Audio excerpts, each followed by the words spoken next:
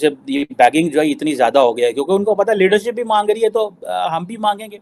ये चीज़ अभी हमारे मुआशरे में आई है कि एक वक्त होता तो लोग दावत देते थे, अभी जो है वो लोग कहते हैं दावत खाने की कोशिश में मसरूफ़ होते हैं।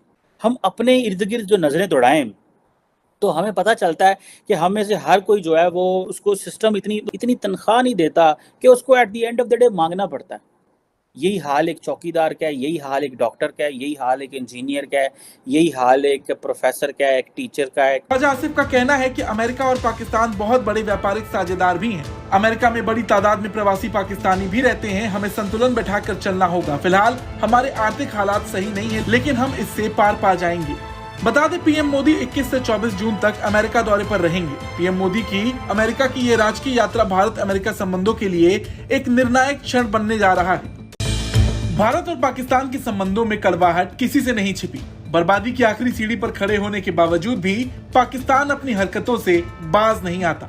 आजकल पाकिस्तानी देख रहे हैं कि दुनिया भर से बहुत ही स्ट्रॉन्ग रिएक्शन आ रहा है, पूरे विश्व भर से ही बहुत ज़्यादा स्ट्रॉन्ग रिएक्शन आ रहा है। और आखिर क्यों ना आए, इसलिए आ रहा है क्योंकि जैसे हमने देखा पाकिस्तानियों को अभी ग्रीस में हम जो है वो बड़ा कांड हुआ, सबने सुना कितने लोगों की जान चली गई, उसमें मास्टरमाइंड पाकिस्तानी पकड़े गए।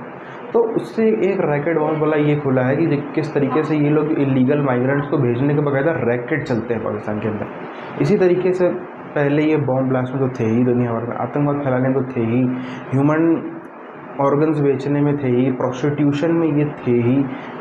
अब इन लोगों का ये जो ह्यूमन ट्रैफिकिंग वाला मामला है, इसमें पहले इतना नाम कम आता था, इनका इतना नहीं आता था, लेकिन अब जो है वो खुल के एकदम झिझोड़ के एकदम इनका जो है पूरा बेइज्जती होनी इनकी चालू हो गई है। और ये कौम कितना ही कोशिश कर ले, इससे ट्रैप से बचती नहीं नजर आ रही है। और अब दुनिया भर में कई सारे देश, विशेष तौर पर यूरोप, स्ट्रिक्ट एक्शन भी लेने वाला है इनके खिलाफ। लोग परेशान हैं कि अगर हुकूमत मांगने जा रही है तो हम क्यों नहीं मांग सकते, अगर हुकूमत लूट रही है तो हम क्यों नहीं लूट सकते। हुकूमत हमारी जो भी वज़ीर आज़म आता है, सारे लोग सारा टाइम जहाज़ लेके किधर जाते हैं, मांगने जाते हैं इंटरनेशनली। कभी ये सऊदी अरब पहुंचे होते हैं, कतर को पहुंचे होते हैं, यूएई पहुंचे होते हैं, चाइना पहुंचे होते हैं, आईएमएफ पहुंचे होते हैं। आप मार्केट जाएं, हर मार्केट में आजकल ये एक रवैया निकला हुआ है कि आप जाएं, आपको 10-10 लोग, आप वहाँ खड़े नहीं हो सकते गाड़ी में बैठ के, तो 10 मिनट में 20 भिखारी आपके पास आएंगे। मुझे निजी तौर पर लगता है कि हमें ऐसी स्थिति में नहीं धकेलना चाहिए जहां हमें कुछ कड़े फैसले लेने पड़े। अमेरिका के साथ हमारे संबंध बहुत कीमती हैं। दोनों देशों के संबंधों का अपना एक इतिहास रहा है। हालांकि कुछ निराशा भी हुई है, लेकिन फिर भी हम अमेरिका के साथ हमारे संबंधों को तवज्जो देते हैं और चाहते हैं कि भविष्य में दोनों देशों के संबंध नई ऊंचाइयां तक पहुंचे। ख्वाजा ने इस दौरान भारत और अमेरिका को लेकर भी बड़ी बात कही। उनका मानना है कि अमेरिका ने हाल ही में भारत के साथ अपने संबंधों को और बेहतर किया है। कहा जाता है ना कि लामा इकबाल तो हमें बहुत कुछ समझते थे, वो तो हमें कहते थे यार ये तो ईगल है और ये कौम जो है वो बड़ी बुलंद परवाज पे जाता है और ये मुर्दार नहीं खाता और ये नहीं खाता और गंदी चीज़ें और गलीज चीज़ें नहीं खाता। लेकिन आज पाकिस्तान में देखें, सेल्फ रिस्पेक्ट का जो है वो कोई बंदा लेसन देने वाला नहीं है। और दुनिया में इंटरनेशनली आप देखें, पाकिस्तान का लोग नाम देख के लोगों ने हमारे लिए इस तरह के रूल्स बनाए हुए हैं कि पता चल जाता है यार कि हमारे लिए रूल्स और हैं और दुनिया की बाकी कौमों के लिए जो रूल्स हैं वो और हैं। भारत और पाकिस्तान के संबंधों में कड़वाहट किसी से नहीं छिपी। बर्बादी की आखिरी सीढ़ी पर खड़े होने के बावजूद भी पाकिस्तान अपनी हरकतों से बाज नहीं आता। ये बात दुनिया जानती है कि मौजूदा समय में पड़ोसी मुल्क चौतरफा परेशानियों से घिरा हुआ है। फिर भी अपनी आवाम को देखने के बजाय पाकिस्तानी सरकार भारत को लेकर बयान देने से पीछे नहीं हट रही। पाकिस्तान के रक्षा मंत्री ख्वाजा आसिफ ने अब भारत और अमेरिका को लेकर बड़ा बयान दे दिया है। पीएम मोदी के अमेरिका दौरे से पहले ख्वाजा आसिफ ने कहा है, इवन के पाकिस्तान के अंदर जो मुझे चीज़ देखने को मिली कि हमारे एयरपोर्ट्स पे हमारे पासपोर्ट एक्स्ट्रा चेक किए जाते हैं। द रीज़न बिहाइंड इज कि हमारे पासपोर्ट्स की कॉपी बनना शुरू हो गई है, चोरी के पासपोर्ट बनते हैं। सो हुकूमत अपने ही पासपोर्ट चेक कर रही होती है, यार ये कि पासपोर्ट इसने जाली तो नहीं बनवा लिया। और हर बंदा जो है वो अपनी जो गुर्बत है उसको इस वक्त दुनिया के सामने पेश करता है। एक वक्त होता था लोग गुर्बत को छुपाते थे, अभी लोग दुनिया के सामने गुर्बत दिखाते हैं ताकि अगले बंदे के ज़हन में तरस आए वो हमें पैसे दे दे। पाकिस्तान को भारत के अमेरिका के साथ मजबूत हो रहे संबंधों से कोई समस्या नहीं है, बशर्ते उनके मुल्क के हित बाधित नहीं हो। रक्षा मंत्री ने ये बात म्यूजिक को दिए गए इंटरव्यू में कही। उन्होंने कहा कि पाकिस्तान अपने पड़ोसियों और क्षेत्रीय साझेदारों के साथ अच्छे संबंध चाहता है। हमारी सीमाएं चीन, अफगानिस्तान, ईरान और भारत से लगती हैं। अगर पड़ोसियों से हमारे संबंध अच्छे नहीं हैं, तो हम उन्हें सुधारना चाहेंगे। हम शांति से जीना चाहते हैं। अगर शांति नहीं होगी तो हम हमारी अर्थव्यवस्था को रिस्टोर नहीं कर पाएंगे। जिन जर्नलिस्ट की कोई तनख्वाह नहीं है और वो पाकिस्तान में टेलीविज़न चैनल्स ने उनको अपने माइक दिए हुए हैं। वो कहते हैं जो पाकिस्तानी वहाँ पे हैं, जो बड़े अमीर कबीर हैं, हम उन्हीं से पैसे लेते हैं। उनके बारे में पाकिस्तान के टीवी में खबर दे दी।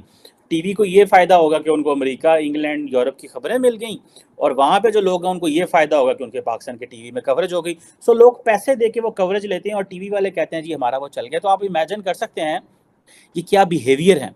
तो ये इस तरह की जो चीज़ों हैं। वॉशिंगटन में उनका आधिकारिक दौरा शुरू होगा। 23 जून को पीएम मोदी अमेरिकी कांग्रेस को संबोधित करेंगे। इस दौरान वो एक ऐसा रिकॉर्ड बनाएंगे जिससे उनका नाम ब्रिटेन के पूर्व पीएम विंस्टन चर्चिल और दक्षिण अफ्रीका के पूर्व राष्ट्रपति नेल्सन मंडेला के साथ जुड़ जाएगा। 21 जून की रात को पीएम मोदी राष्ट्रपति बाइडेन और उनकी पत्नी जिल के द्वारा उनके यहाँ डिनर पर आमंत्रित हैं। ये डिनर बेहद निजी होगा। पीएम मोदी के सम्मान में 22 जून की रात को अमेरिकी राष्ट्रपति हाउस के सामने साउथ लॉन्स में भव्य स्टेट डिनर देंगे। 23 जून को उपराष्ट्रपति कमला हैरिस पीएम मोदी के लिए लंच देंगी। देखिए बात मसला क्या है, मसला ये है कि हुकूमत अब ये समझ रही है कि 30 जून को ये प्रोग्राम खत्म हो जाएगा और हमें किस्त शायद ना मिले, लेकिन 2024 में हमें IMF के पास जाना पड़ेगा हर हालत में, हर कीमत पर, और हम उनसे कहेंगे $7.5 अरब का आप हमें कर्जा दें 3 साल के लिए। मगर दूसरा सवाल बहुत इससे बड़ा है, वो ये है कि सितंबर 2022 को हमारा पिछला प्रोग्राम जो था वो ख़त्म हो रहा था। मौजूदा हुकूमत ने उसको सितंबर 22 से जून 2023 तक ले गए। इसके पीछे चीन के बढ़ते प्रभाव को कम करने के बाइडेन सरकार के अपने प्रयास हैं। अमेरिकी सरकार चाहती है कि भारत अमेरिकी सैन्य ड्रोन खरीदे। बाइडेन की राष्ट्रीय सुरक्षा सलाहकार जैक सुल्लिवान ने हाल ही में ये कहा था कि पीएम मोदी का अमेरिकी दौरा भारत संबंधों को लेकर एक परिवर्तनकारी पल होगा। बता दें, पाकिस्तान ने चीन का साथ मिलते ही अमेरिका से भी गद्दारी कर ली, लेकिन रक्षा मंत्री के बयान से ऐसा लग रहा कि अभी भी उन्हें अमेरिका से उम्मीद है कि वो भविष्य में पाकिस्तान की मदद करे। पता नहीं, ये मेरे ख्याल में दार साहब को आके एक्सप्लेन करना चाहिए। अवाम जानना चाहेगी कि ये क्यों ऐसे बातें कर रहे हैं। देखिए, इनके लफ्ज को तो छोड़ें, ब्लैकमेल और प्लेइंग जियोपॉलिटिक्स और वो सब छोड़ दें। फिलहाल एक्शन पे इनके देखें। ये जो एग्रीमेंट है IMF के साथ, क्यों एग्रीमेंट ये हो रहा है? इसलिए हो रहा है कि आप गलत चीजें पे पैसे खर्च रहे हैं और इस वक्त आप बैंकरप्ट हो गए। इसके पीछे चीन के बढ़ते प्रभाव को कम करने के बाइडेन सरकार के अपने प्रयास हैं। अमेरिकी सरकार चाहती है कि भारत अमेरिकी सैन्य ड्रोन खरीदे। बाइडेन की राष्ट्रीय सुरक्षा सलाहकार जैक सुल्लिवान ने हाल ही में ये कहा था कि पीएम मोदी का अमेरिकी दौरा भारत संबंधों को लेकर एक परिवर्तनकारी पल होगा। बता दें, पाकिस्तान ने चीन का साथ मिलते ही अमेरिका से भी गद्दारी कर ली, लेकिन रक्षा मंत्री के बयान से ऐसा लग रहा कि अभी भी उन्हें अमेरिका से उम्मीद है कि वो भविष्य में पाकिस्तान की मदद करे। पहली चीज तो ये कि प्लान बी है हुकूमत के पास, और एक ही प्लान है जो मैंने आपको बता दिया। IMF से हर हालत में, हर कीमत पर अगले माली साल में कर्जा लेना है। इसके अलावा कोई प्लान बी मौजूद नहीं है।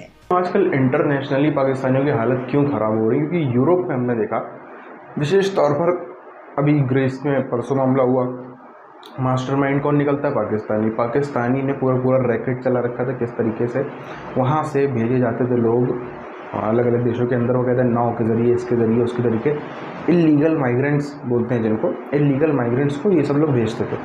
अब ये इलीगल माइग्रेंट्स के चक्कर में और अन्य चीज़ों के चक्कर में इनकी दुनिया भर में, विशेष तौर पर यूरोप में बेइज्जती हो रही है। इनको एक बात पता है, इलीगल माइग्रेंट वाली चीज़ या कहीं भी अगर ये इस्लामिक कंट्री में करेंगे ना तो काट के फेंक दिए जाएंगे। इनको ये बात पता है कि इस्लामिक कंट्री के अंदर बोटी एक कर दी जाएगी, इसीलिए ये लोग वहाँ नहीं करते हैं। ये सब कहाँ करेंगे? काफिर देशों में, क्रिश्चियन कंट्री में, इंडिया में इधर उधर करेंगे, और फिर बाद में वो लोग पकड़ के इनको उसकी सज़ा देंगे तो बोलेंगे नो नो नो, ये तो मज़हब के खिलाफ भी था, ये तो इस्लामोफोबिया है, ये है, वो है, दुनिया भर की बातें तब होती हैं। देखा लंदन में, मैंने देखा चंद महीनों पहले एक बड़ा ब्लास्ट करने की तैयारी थी पाकिस्तानियों की, यही लोग शामिल थे। एयरपोर्ट पर चीज़ें पकड़ ली गई, मामले देख लिए गए, इसलिए चीज़ें बच गई, टल गया बहुत बड़ी घटना होने से, वरना प्लानिंग इनकी वहाँ पर भी थी, यहाँ पर भी। तो मतलब ये लोग अक्सर ही अपना जो है ये टिकट जो है वो खाता बिठाए रहते हैं, और अक्सर दुनिया में इसी टाइप की चीज़ों में पाई जाती है। कहीं हमने नहीं देखा, शायद आपने भी कहीं नहीं देखा होगा कि पाकिस्तानियों ने दुनिया किसी कोने में प्याऊ लगाए हों, पाकिस्तान ने किसी जगहों पे धर्मशाला खोले हों, पाकिस्तान ने कहीं पे चैरिटी हॉस्पिटल्स खोले हों या कुछ खोला हो जो कि सबके लिए, सर्व समाज के लिए खुला हो, कोई उसमें क्रिश्चन हो, हिंदू, सिख हो, कोई भी जा सकता ना, देखने ही नहीं मिलेगा। लेकिन जहाँ बात आती है कि ड्रग्स की बात हो, जहाँ बात आती है हथियार सप्लाई करने की, जहाँ बात होती है बम फोड़ने की, जहाँ बात होती है इलीगली लोगों को घुसाने की, उन सब जगहों पर फूट के एकदम फूट के जो है, जिसको कहते हैं एकदम, ये लोग फूट के भरे हुए हैं। तो इतने मिल जाएंगे जिसकी कोई हद भी नहीं है शायद।